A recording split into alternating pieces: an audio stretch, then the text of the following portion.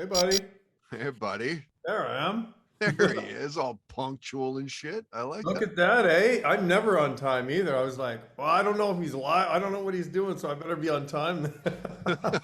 Thank you, man, for first off moving the date and No, then it's all moving the good. time. And I'm like, hey, Brian, is there any chance you can? So yeah, No man, worries. thank you. Looking forward to shooting the shit. It's been a while, man. I mean, it's gonna be at least a decade. Are you serious? Since we've seen each other, probably at Joey's house, one of Joey's parties when he. Yeah, I think it's probably been. I mean, we've talked since then, but I don't think we've like seen each other, hung out, and shoot the shit. But it's been a long time, man. Yeah, It's because been I, a long I time. moved down to LA for a few years. I was down there for 7 or 8 years, and then I just moved back a couple of years ago. You're in Vancouver now. I have a place in Vancouver, but I literally moved back to my hometown of the Comox Valley on Vancouver Island. Really? Yep, and I literally just built a studio here. I've been spending a Wow. year building a killer studio here right on the water, and it's finished now. Wow. So yeah, we got lots to talk about because the whole COVID thing. I Oh couldn't. man, it's It was nuts, dude. yeah. Like, and I'm just trying to think, like when did we meet each other? I mean, it has to be close to 20 years, hey? It's got to be close. Easy 90s with DDT Like, when oh, when true, actually, you and yeah. Jeff Because I was O'Neill. thinking closure in like early 2000s, but it was DDT. DDT and when Lars signed us and Yeah, Nickelback used to open for us. yeah, man. It's Crazy, man. crazy, dude. Of Oh, course, now you're good buddies with Chad and oh all yeah. those guys, right? So yeah. Yeah, I got to, it's funny after being friends for all those years, and then I produced a record with them, which was amazing. We had so much fun. I ended up just moving into Chad's place and just getting to work, and it was we did the Here and Now record. It was so good, so fun. Yeah. Are you doing anything with their new stuff that they're working on right now? I haven't. It's funny. I haven't talked to Chad in ages, and then he just called me out of the blue like 2 months ago, and we talked on the phone for 2 hours just catching up. But Yeah. I haven't worked with him in a while since probably that record. And actually, I did a song after that record, whatever the record after Here and Now was. I co-produced the single at my studio in LA. Oh, I can't remember what the name of it, but that was probably gotta be like 8 years ago. wow. I haven't seen him in ages. I told him, I go, dude, we gotta freaking hang, man. I know, right? I went out to I was like, hey, you want to jump on my podcast? He's like, yeah, for sure. I'm like, cool. Let me send you a Zoom link. He's like, fuck that. Come to my house. We'll do it at my studio, crash over, do some Nice. jamming, play some pool and shit. So That's it's awesome. a couple summers back now, man. Time flies, dude. Oh, dude. Well, remember all of us used to be partying all the time, and now we're All all the getting time. old. We all got kids, and I know it's crazy, right? we're old men now. So Juno Award winning Brian House. That must never get old. Like, tell us about how do you learn that you are going to win a Juno Award? Well, it was the first one. So I got lucky. I've won two of them, and the coolest thing is I was up against both times Bob Rock and I think it was Bob Rock and David Foster, and I was like, and I remember in 2007, the first one I won, I was like, no, I don't have a chance, man. I'm just some fucking kid. I just did Hinder and Yeah. Headley and stuff like that, and I'm just happy to be here drinking free booze. I always think like a broke musician, like I've been So, most of my life. does it come with two drink tickets? Dude, that's exactly how my brain's working. So I'm sitting there, and my wife Leanne and I are just having cocktails, and I'm enjoying myself, enjoying the moment. Just fun to be nominated. And then they announced Yeah. that I won, and I was like nearly fell over, and I was way too tanked. Wow. So that's kind of how I found out, and I So went you up don't there. find out until like the night of. I thought they I would didn't have told know. you prior. Nope. Both Wow. times. I won one in Ottawa too. It was my second producer of the year, and I had no idea. And I definitely didn't guess the second one. I was like, oh, I don't think both times I had no idea. Wow. It's not like I produced like Radiohead or something. It was bands that do kind of commercially very well, but they're not very credible. So I was like, there's no chance I'm winning. You know? That's awesome.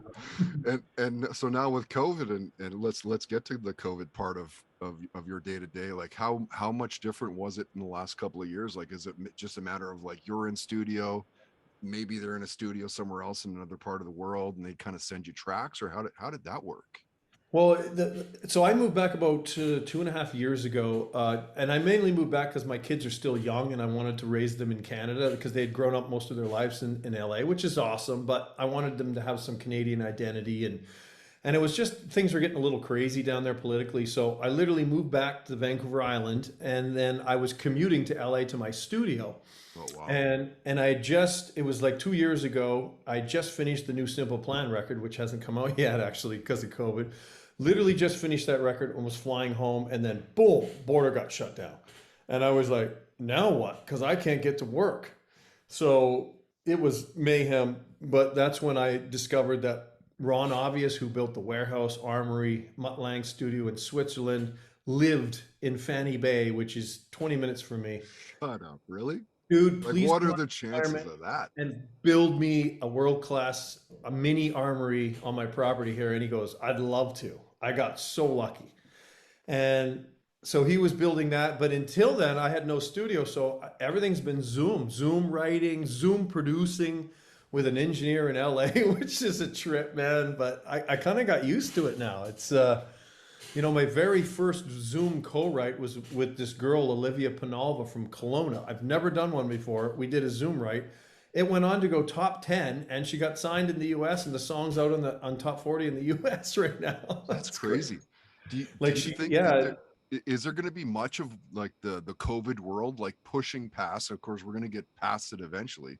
But do you think that there's going to be much of that like in your future? Will you still do like maybe a Zoom right or I like will. It's kind of nice because, especially when I'm producing a band, because I could never do both at the same time unless I'm writing with the band. But now I can get up in the morning, do my Zoom write from 9 to 12, and then do my production from 12 to 10, like I normally do. But I got to write with someone in England, with Australia. Like you get to work with people all over the world, and it's so convenient. So I think I'll do a little hybrid, a little keep zooming when it's convenient, and especially getting people from all over the place together. And then also, it's always better face to face, though.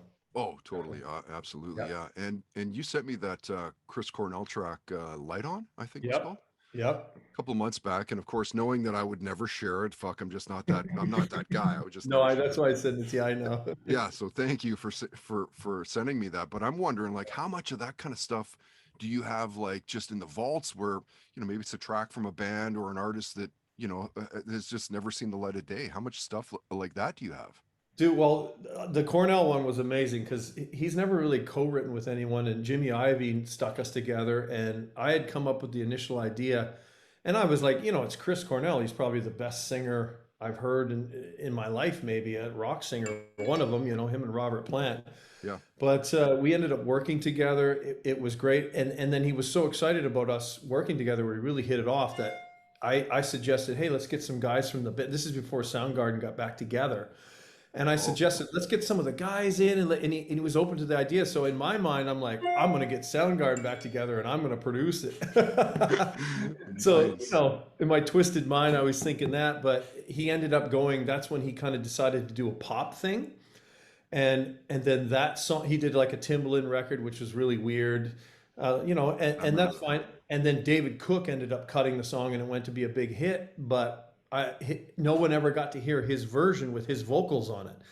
And I was so bummed out because it's such a magical vocal with him singing it. And Oh, it I'm really is. still I'm still working with Vicky on trying to get it released because I just want the world to hear it. But I literally have, I have that. I have an unreleased Linkin Park song that I did right before Chester passed. Wow. And I have an unreleased Keith Urban song that I did. Wow. Holy man. That's the So, thing, yeah. Brian, is that a lot of musicians, like you say, your DDT and Closure, you guys had success with those bands, but a lot of musicians go down that route of like, kind of producing and writing with other bands. Um, what is it about that side of things of the industry? Do you think that you've kind of found your niche now? I think honestly, because obviously I wanted to be a rock star when I was a kid and I loved it, but my problem was I like too many genres. I love hip hop, I love rock music, I love new wave, I love country. And when I'd make a record and I'm in this band and we're a rock band, it's like, well, I want to do some pop stuff now. And then I would write songs for the next record, and the label would be like, "What the hell is this? Doesn't even sound like the same band." So I finally realized I need to be a producer so I can work with different artists and stuff. So Right. it took a while to figure it out. I obviously miss playing live and all that kind of stuff, but I just like too many genres. So I found the perfect job where I can work with every genre, different artists from all different sizes, a big, small, in between, beginning bands, all that kind of stuff. So it's really, really rewarding. Definitely. Yeah, and of course you're looking in the background here, and we've seen you posting like the gold records, Skillet and stuff online, which is super cool. That must Nice. just be like, how does that compare to being in a band and like, your band succeeding? It must be fucking rad. It's just as rewarding. And a lot of those records I get to play guitar and sing background vocals on. And I almost become like the fifth Beatle, so it's kind of great that way. And especially a band like Skillet, like it's funny. People that know them know how big they are, but people that don't never heard of them. They sold 13 million albums in the U.S. 13 million for a That's crazy. Christian Like rock. today's numbers, that's huge, man. Like that's huge numbers, dude. Crazy. And even the last record I did was like 3 years ago. We just did a million in sales, and like the streams are 300, 500 million. It's crazy. And Crazy. when I first worked with him on Comatose, which is one of the most proudest moments or records I've ever made, and I was helping transition them from the straight Christian world into the secular world as well. So it could be about a god or a girl. It doesn't have to be overtly, but still has their message that's important to them. But people that don't believe could also relate to the music, and that's the job I kind of was tasked with. And I went to Chicago, made a record with them for three months, and it was an amazing experience.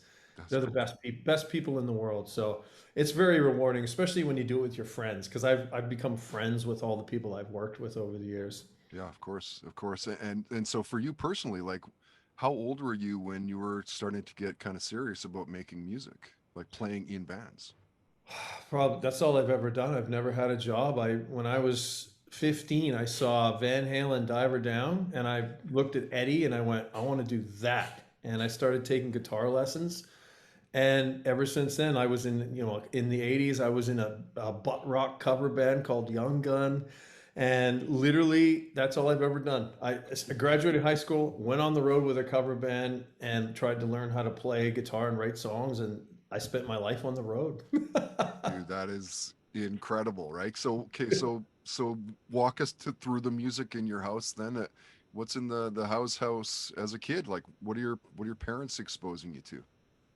Parents, it's funny. They definitely opened me up to, like, I think the first record they bought me was an Elvis record, believe it or not. And I Good was like, start. it's okay. But I think the band that blew it out for me was Kiss and Yeah. AC/DC. So many people say those bands. Like what is it about Yeah. those two bands, right? Kiss was just, I just like the rock star, larger than life, the music, the relatable lyrics. And then after that, when I discovered AC/DC, it was over for me. I was like, oh my God, this is the band that speaks to me. I want to do whatever they're doing. And to this day, they're still my favorite band on the planet. Yeah, Absolutely. and like what like still to this day one of the best. Like how old are those dudes? They have to Oh, be like 65, 70, and they yeah, they're, fucking rock, dude. yeah, It's they do, man. crazy. They're the epitome of blue collar rock, no poser, Yeah. all rock, all the time. The best songs, the best lyrics, simple riffs that anyone can play. I just love everything about that band. So when Everything. you get into ACDC, is it Bon Scott or are we into the Oh, 50-50 for me, man. I what was love both. Bon alive? I mean, Oh, no, the first Highway to Hell. He was. It was. I think he had just passed away, and Highway. I think I was 16, and Highway to Hell was the first AC/DC record I heard, and I went, "Oh my God, listen whoa. to those guitars!" And then I discovered Mutt Lang and how he records guitars and all that, and he's the guy behind the boards, and I fell in love with that guy. Yeah, well, there's some stuff I think that people, if they're like to know some of the albums and the music that Mutt Lang has worked on, Yeah. like okay, oh wow, I see, that's why. I mean, everything that guy touched is just amazing. Biggest, greatest producer on the planet in the history of the world, in my opinion. Ace, I think Back in Black is the second biggest record in history next to Thriller. Shania Twain, 100 million records, over 100 million sold, like all that stuff. Def Leppard, 100 million, probably 80, 90 million, something like that. Yeah. It's just crazy. Foreigner Yeah. 4, just He, literally changed my life, that stuff. yeah, he did the Pyromania album, didn't he? Pyromania, yeah, exactly. That Like one and then the one after. there that's like one of the best rock albums of all time. And that's not Absolutely. arguable. That's a fact. 100%. I agree with you 100% on that. Photograph, my favorite song from them. Yeah. Just amazing. Yeah. What was your first concert?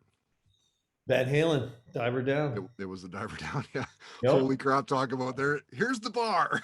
Oh, I know, dude, right? I think I was like, how old was I? Like 15 or 16. And I was at the old Pacific Coliseum and I just saw that and was like, oh, I got to do this. Wow. I Yeah, got no to kidding. do Hey, this. like in it. Rock stars, David Lee Roth, everyone, Eddie doing his solos at playing Eruption. Yeah. Oh, Yeah. amazing. I wasn't gonna ask this, but it's written down. I was like, maybe yeah, I'm going to anyway. It's a really hard one. You probably would change day to day the answer, but Okay. today, give us the 3 albums that you would need if you're stranded on a deserted island. 3 albums? Wow. Okay. Oh man. Well, definitely Back in Black. That's my That's their number one. best. Number one for me. I think it's the best record ever made. It's perfect. There's not one flaw, not one word out of place. It's I know, perfect. right? So good. Oh man, number two. That that's when it gets really hard because That's what there's I'm so saying, many. right? You change it every day, and It like, might be Pyromania. yeah, That record was so influential in my life. I still listen to it. yeah, same. And then something more modern. It would honestly be a Coldplay record. I think La Oh wow, Vida. La wow, Vida. I interesting. absolutely love that record. Yeah, good album. And Coldplay for me, they're not like a band where I'd go home like, man, I need to hear the La Vida Loca Right. album. I need to hear it. But man, if they're coming through Vancouver, I need to go to that show. They're Oh, it's just just that amazing good. live, and Yeah, it's what I listen when I travel. I listen to that on the plane, and it's the soundscapes are so amazing, and the production is so amazing. I discover new things every time I hear it. It's awesome. yeah. Maybe borrow that piece. Like, oh, I like the way they did that. I like that. That sounded pretty Absolutely, cool. absolutely, man. Always learning, man. Always got my Yeah. ears open and listening to new things and trying to incorporate them into my bag of tricks. Yeah, yeah. We did a little bit of humble bragging, talking about some of the bands you worked with over the years, but maybe to get into that a little bit. Name some of the bands over the years that you've worked with that you Some of should be the proud of. well, yeah, Nickelback obviously, which we had a great time. The band Hinder, I kind of helped create that from scratch with the guys, and that was really really cool. Debut record selling 4 million copies, crazy man, and Crazy. it, We had those it guys through CFOX so many times. I think I think it was maybe it wasn't Austin. It was one of the guys in the band, but they took their ball sack out, were on the air, and they lit it on fire. no, that's Flower, the guitar player. We used to That's pay probably yes. And oh my god, that fucking smell would not leave the studio for like hours. that poor guy. He got picked on. It was full jackass moment. We used to pay him to do crazy stuff. That's awesome. Yeah, no, that was such a fun experience, Yeah, because those guys are great guys. managing and we did that, and we had so much fun with that whole ride. But I did a song with Taylor Swift and Boys Like Girls, which Wow. was a huge hit. That was really cool. Chris Daughtry, all the American Idol stuff I've done, like David Cook, Chris Daughtry. I've worked with like tons of them back in the heyday. So how did like, is that just a matter of like, okay, we know that Brian House is gonna fucking dial us up, or is that you do have like a deal with American Idol, or like how did that work out? I kind of got my foot in there. I think Pete Gambard was always a fan of my bands and was always looking interested in signing me. Never did, but always poked around. And I Yeah, think he and Hinder had just come out and was starting to do good. So he was like, "Hey, I think Brian might be perfect to write with Chris." So I was the first one that Chris wrote with, and we wrote "What I Want," which was the rock song off his first record that Slash played on, which was really cool. We literally yeah, wrote it's a that in half an hour great song. in a hotel room, and but that record, geez, 8 million copies worldwide. Isn't that crazy? Biggest debut solo record ever. But he was such a good singer. And then I think from there I did the next one, and then David Cook, and then they would always call me the Idol Whisperer, because whenever the idols would come off Idol, because before most of the guys were never in bands. They used to work in paint stores and stuff, and then six Right. months they were famous, and so they would come off there wanting to be super arty, and it was like, I want to make a Fugazi meets Radiohead album, and then I was the Idol Whisperer, like, yeah, that's cool, dude, but we gotta make the soccer moms happy that kind of Yeah. put you on the map here. So I was the let's make the soccer moms happy, but still keep the artiness for you. So I was pretty good at kind of bridging that gap, and making the label happy and the artist. So it was a lot of fun back in the heyday when they really used to push those guys too. Yeah, dude, that's crazy. And I heard from, I think it might have been Joey Moy, that the Daughtry, Chris Daughtry, was the best singer like ever that He's he's ever unbelievable. seen in studio. Unbelievable. Unbelievable. Yeah. The problem with him too was he's such a good singer that when you do a song with him, even he would make a mediocre song or a mediocre melody line sound amazing. So I wouldn't be able to tell if the song's a hit because he sells it so much. So I would have to sing it myself kind of out of tune and stuff to know if the melody's catchy enough. Wow, really? Oh my god. Because he's so good at his conviction is so over the top. It's like, I think it's good. It just sounds good to me. You just Like don't everybody else in the studio, was that good? Fuck, I don't know. That was know. pretty good. Yeah, exactly. So yeah, he's Wow. he's an amazing, really great guy, and his new record's really good too. He just put out a solo record. He's on his own now, and it's Oh, really good. oh, cool. Really good record. Well, let's get outside of music and what you're known for. What Sure. what are you binge watching lately? On Are TV, you? on honestly, the Queen's Gambit. Yeah, Oh my God. My wife talked me into watching. I'm like, oh, a show about chess? Really? I like chess, but I was hooked, man. Holy, so holy. good. It's so good. And the writing is so good, and the characters aren't cliche. You expect them a certain way. Oh yeah, like the person at the orphanage is going to abuse them and stuff, and she turns out to be sort of a decent person. It's like they twisted the cliches, which is really cool. Yeah, it is pretty cool. Yeah, that was one of those things I was kind of flipping through, like you might like, and I'm like, Yeah. fuck off, Netflix. I'm not gonna like that. And I'll give it a shot. Why not? Right? Yeah, yeah, Put it yeah. on, same thing. Blown away, man. That's a great show. Yeah, me too. And I can't wait for the Sopranos prequel too. I'm really excited for that one. Yeah, that looks deadly. Hey, Oh yeah, I was a started huge fan of that started Sopranos. watching The Sopranos again because of that. Yeah, I'm gonna do it again. Yeah, It's so yeah, yeah. good. Are you into all the superhero movies like X I Men, yeah, Avengers, I and all love that? all that stuff. I like Iron Man, and especially the old Iron Mans, and Robert Downey. I'm a big fan of him. Robert Downey. Yeah, Yeah. he's such a good actor. Which superpower would you want to have? Ooh, that's a good question. Um, I don't know. That's a good question. I wouldn't mind being able to fly like Iron Man. Just like Yes, that'd be pretty dope. that would be very cool. Yeah. What's the worst job you've had? I guess you've always been in the industry. Always been in the industry. It's funny. I did a job once, and I have no skills in that department because I think it was in the broke days of early DDT, and Corey White got me to come out and do cement or something, and I almost lost my hand in the cement mixer within the first 5 minutes, and the guy. The foreman just looked at me and goes, dude, you can't be around here. You're not made for this stuff. You just go away. That Yeah, was yeah, it. yeah. It's not worth the 565 an hour, bud. You might as well. No, no, exactly. So probably some of the early gigs that we played in the middle of nowhere in Lac La Biche, and people want to take chairs and crush our heads in because we're not playing Born to Be Wild, and Right. those days are interesting. Yeah, yeah. Yeah, yeah. Nice. What's your favorite sport to play? What's your favorite sport to watch? Well, definitely hockey, obviously, and funny story actually. When I moved to LA, because I play a lot of ice and ball hockey. And down in LA and in the US, ball hockey's gotten really big. So I started playing with these guys down there just for fun. And then we started going to some tournaments. We started winning them all. And then all of a sudden, we're invited to the North American Championships for ball hockey. And we're a bunch, playing against guys like 16 to 25, and I'm in my 50s. Right. but I'm still got some speed. So we ended up going there and winning. No, really?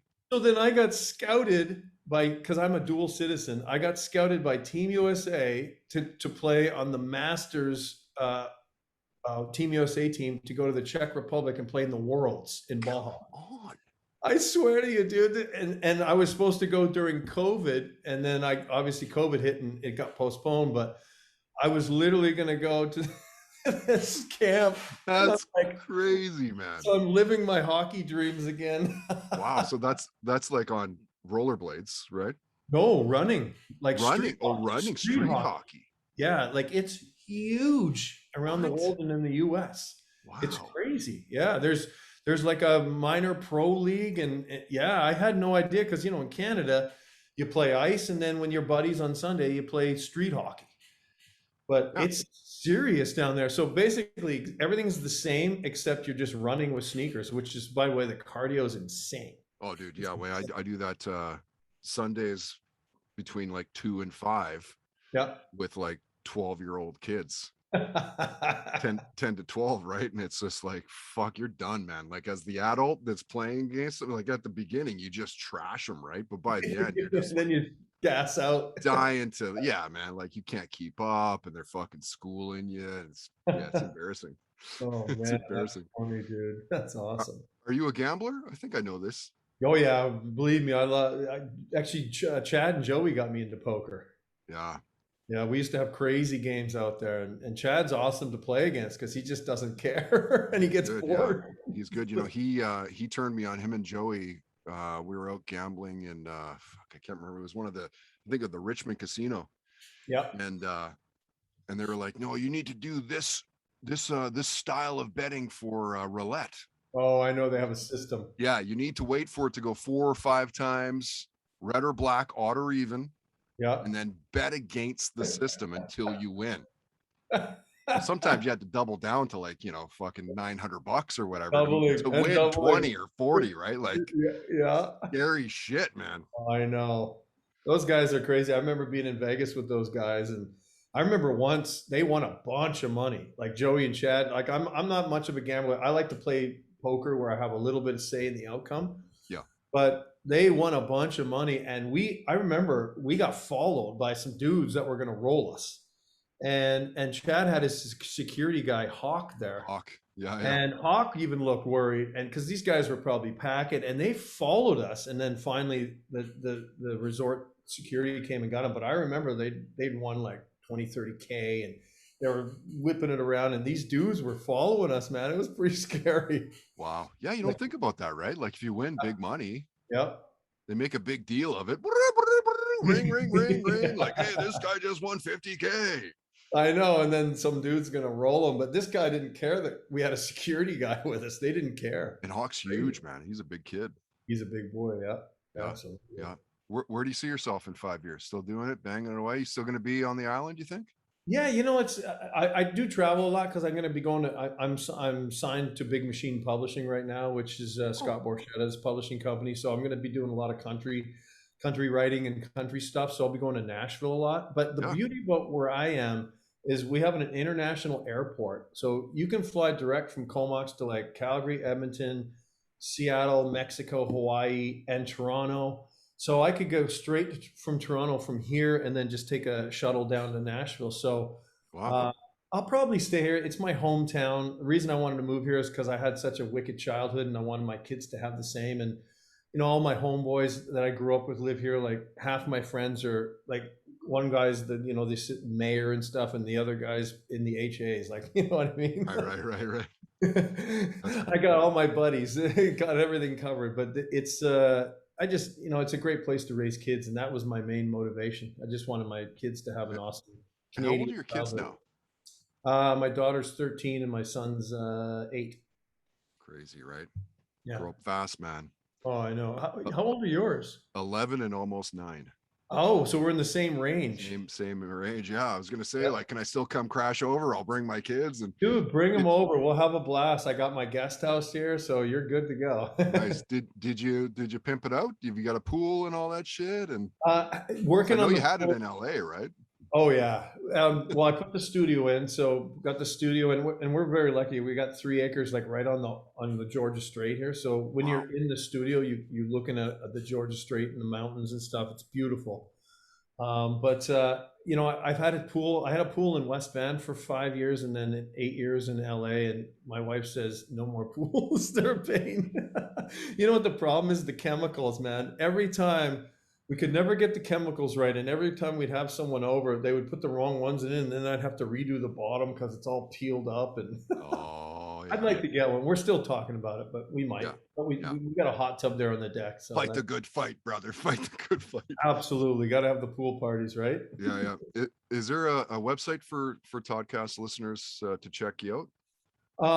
It's still up and running. I haven't got the studio one up because the studio literally is still getting built, and I'm working in it. But just my Instagram, just Brian. I don't even know what my Instagram is. I think Oh, it's too How's bad. Official. How's Official. That's what it is. That's it. Yeah, yeah. Yeah. Okay. Yeah. So That's and where you then that's kind of where you're most active. that's where I'm most active now, and I just just been doing been on Instagram not for that long. I just started doing social media stuff because I enjoy it. It's nice to stay in touch with everyone, especially during COVID, right? Yeah, totally. So diving into all that stuff now, and then once I get officially finished the studio, we'll have a website up. It's called Black Stove Studios. So Okay. Beauty. yeah, All right, so it's all I'll let you go, but I don't want to take up too much of your time. I appreciate you taking a little bit of your time tonight. I'm sure you're probably what are you working on right now? What are you knee deep in? Actually, Jonathan Waugh, Patrick Waugh's son, Oh, the great goalie, is an amazing, amazing singer, and a lot of crazy, great things going on with him right now. We our first single just went gold in Canada independently. He's wow. close to signing his first deal. Actually, his second deal. He was technically signed to Corey Hart's label through Warner Brothers when he was a kid, but and yeah, there's I can't tell you now, but I'll tell you. He just got some crazy, crazy news, and I will share it with you when I'm allowed to. I'm not allowed to, but Yeah. yeah, check out him, Jonathan Waugh, man. His voice is unbelievable. Like he's Okay, the cool. real deal, true Right on. artist. Right on. Well, it's good to see you, man. Good to talk to you and good to catch up. You too, buddy, and say hi to the family. I haven't seen the wife, Oh yeah. God, since we partied at Joey's, man, and Been a while. Yeah. It's been a while. say hi from me. And I'd love to see. We should go for lunch or something, catch up. Absolutely. Next time you're in Van, let me know. All right, Todd. Sounds good, Okay, buddy. bud. We'll see you soon. Talk to you soon.